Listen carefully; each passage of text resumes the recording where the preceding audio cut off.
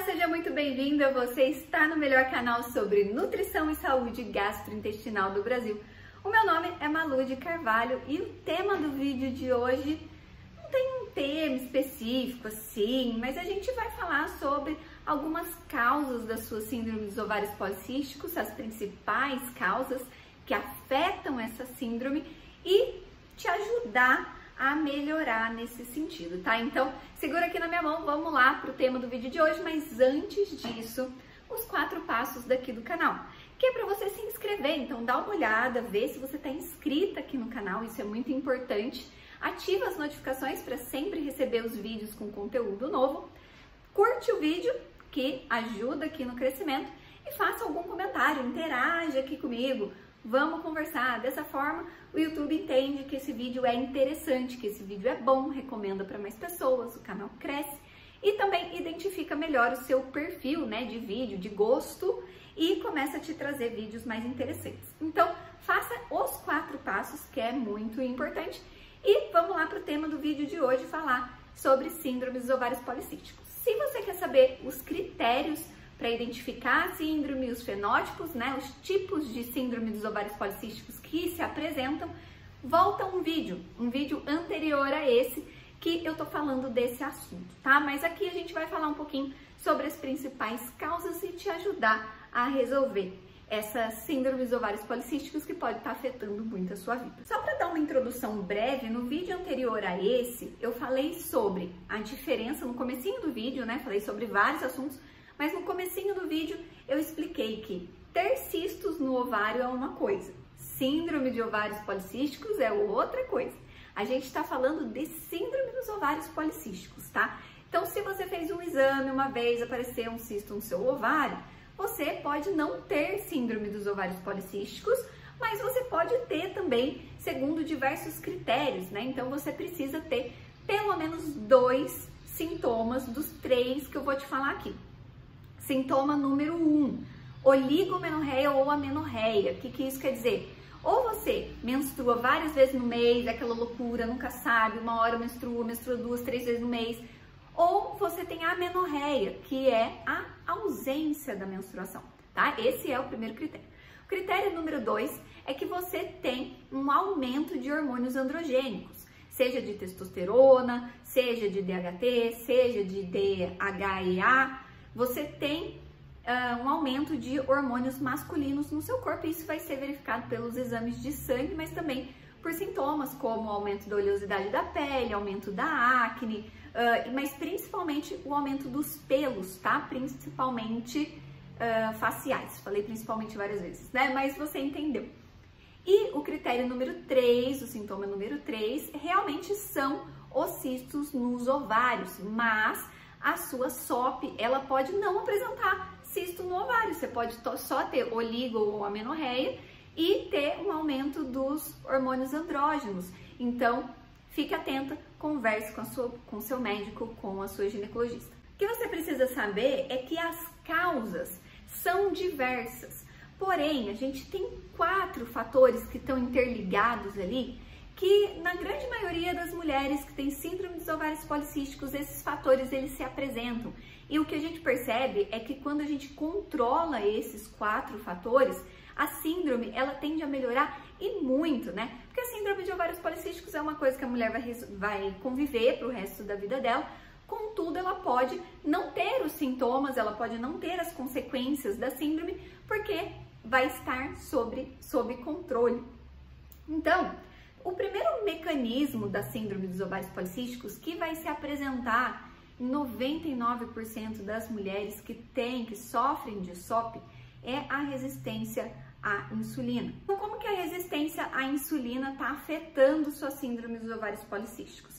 Primeiro, você vai se sentir mais cansada. Uma mulher resistente à insulina, ela se sente mais cansada, mais fadigada, né? E ela também vai ter um aumento por decorrência dessa resistência à insulina, um aumento ainda maior do hiperandrogenismo, dos hormônios sexuais masculinos. Isso se dá porque a insulina que as suas células estão resistentes ao hormônio insulina. E esse hormônio insulina, ele tem receptores lá nos seus ovários. Esses receptores, eles vão pegar essa insulina e eles vão utilizar essa insulina para crescer diversas células, para estimular diversas enzimas. Então, vai estimular algumas enzimas nos ovários que produzem testosterona, então aumenta o hiperandrogenismo, e vai também provavelmente aumentar os cistos, porque a insulina é um hormônio anabólico, ela cresce tecidos. E se você tem cistos nos ovários, esses cistos tendem a crescer.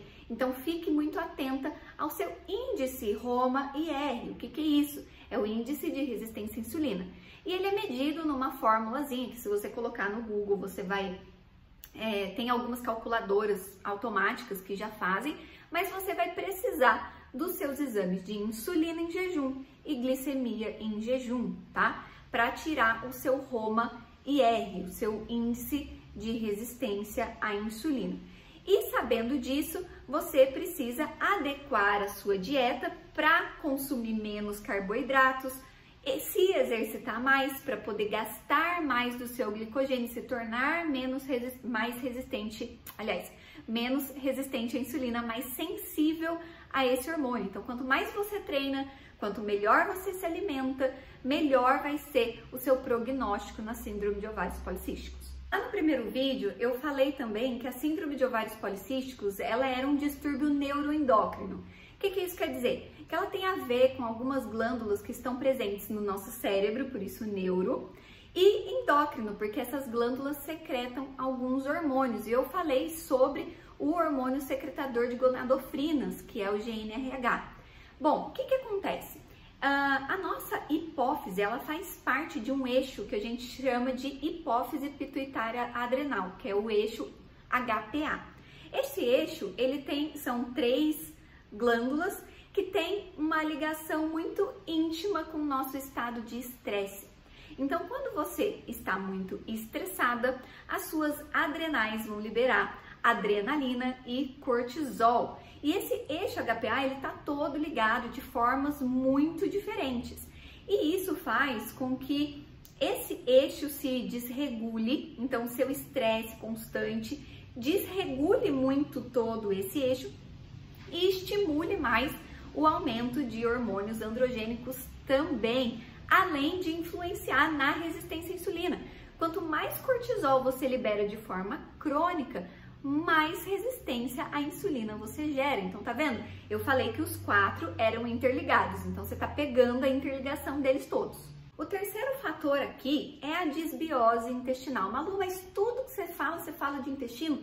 Sim, porque tá tudo ligado, não só a síndrome de ovários policísticos, mas diversas doenças estão ligadas à disbiose. Não tem para onde correr, gente. A nossa microbiota influencia em tudo na nossa vida. As bactérias do nosso intestino, os serizinhos que habitam lá no nosso intestino, produzem hormônios, absorvem diversos nutrientes, produzem vitaminas. Então, a gente precisa que essa microbiota esteja equilibrada. Mas na síndrome dos ovários policísticos, essa microbiota, a gente tem algumas pesquisas que mostram que mulheres que têm SOP, elas têm uma microbiota mais seleta, ou seja, que tem menos diversidade do que mulheres saudáveis. Então, quanto mais variada é a sua alimentação de forma saudável, com vegetais, frutas, legumes, verduras, os fermentados, que tem bastante bactérias probióticas. Se você é uma pessoa que dorme bem, que gerencia o seu estresse, você aumenta a diversidade das bactérias do seu intestino. E isso, de alguma forma, faz com que a sua síndrome de ovários policísticos melhore, já que essas pesquisas elas mostram que quanto maior a diversidade da microbiota, mais saudável essa mulher se torna. Além disso, vamos lá para o nosso fator número 4 aqui da síndrome dos ovários policísticos, que é a inflamação crônica. Um corpo cronicamente inflamado, ele é resistente à insulina, ele libera mais quantidade de cortisol e provavelmente é um intestino disbiótico, é um intestino em desequilíbrio, já que a inflamação crônica, ela se inicia de forma mais intensa lá no nosso intestino. Nós temos uma barreira no nosso intestino, uma barreira intestinal, que também é protegida por essas bactérias boas que estão habitando no seu intestino. E essa barreira serve para manter para fora e excretar nas fezes tudo que é ruim e absorver tudo que é bom, vitaminas, minerais, macronutrientes, etc. E aí, quando a gente tem uma microbiota desregulada, quando a gente tem um cortisol desregulado, dorme mal, come mal, tem contato com diversas toxinas e etc., você acaba tendo um rompimento dessa barreira intestinal. E ao romper, tudo que é ruim e devia ser excretado nas suas fezes, cai lá na nossa corrente sanguínea, fazendo com que o nosso corpo se inflame, o nosso sistema imunológico tente nos defender o tempo todo. Então a gente fica cronicamente inflamada e mais resistente à insulina e cada vez com mais dificuldade de perder peso, com cada vez acumulando mais gordura, tudo isso por conta da inflamação crônica. Fora diversas outras doenças que podem aparecer no futuro se você se mantiver inflamada cronicamente. Então, mais uma vez, se você quer desinflamar o seu corpo, se você quer melhorar da sua resistência à insulina, se você quer melhorar da sua desbiose, se você quer melhorar do seu estresse, você precisa desinflamar. E é isso que eu ensino aqui no canal e lá nas redes vizinhas todas também, todos os dias. Então me acompanha, principalmente pelos stories, que eu sempre estou explicando as formas que você vai desinflamar o seu corpo. Antes da gente finalizar esse vídeo, eu vou te pedir para compartilhar esse vídeo com pelo menos uma mulher que você goste muito. Tem bastante informação aqui, fala para ela assistir, fala para ela se inscrever aqui no canal. Tenho certeza que você vai ajudar muita gente dessa forma. Tá bom? Um beijo e até o próximo vídeo. Tchau, tchau!